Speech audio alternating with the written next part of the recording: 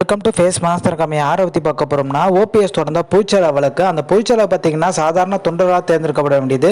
அதையும் மீறி பார்த்தீங்கன்னா எடப்பாடி பழனிசாமி தன்னை பொதுச்செயலா பார்த்தீங்கன்னா சாதாரண தொண்டர்கள் தேர்ந்தெடுக்கப்படாமல் பொதுக்குழு உறுப்பினர்கள் தான் தேர்ந்தெடுக்கப்பட்டிருக்காரு. நிறைய விதிகளை மாற்றிருக்காரு. அந்த வழக்கை பார்த்தீங்கன்னா ஓபிஎஸ் தொடர்ந்துருந்தாரு.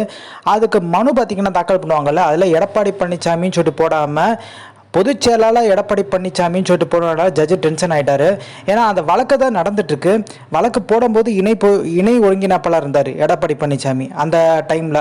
அப்புறம் இடைக்கால பொதுச்செயலாளர் ஆனார். அதுக்கப்புறம் இப்போ பொதுச்செயலாளர் ஆகிட்டாருன்னு சொல்லிட்டு பார்த்தீங்கன்னா இந்த வழக்கு நடந்துட்டு இருக்கும் போதே பொதுச்செயலாளர் எடப்பாடி பழனிசாமி சொல்லிட்டு போட்டிருக்காரு. ஸோ அதனால் ஜட்ஜு டென்ஷன் ஆகி அதுக்கு பார்த்தீங்கன்னா எடப்பாடி பழனிசாமி தரப்பு வழக்கறிஞரை பார்த்தீங்கன்னா மன்னிப்பு கேட்டு 7ஆம் தேதி பார்த்தீங்கன்னா அந்த திருத்தப்பட்ட மனுவை பார்த்தீங்கன்னா நாங்கள் சமர்ப்பிக்கிறோன்ற மாதிரி ஒரு வாக்குறுதி கொடுத்துட்டு வந்திருக்காரு.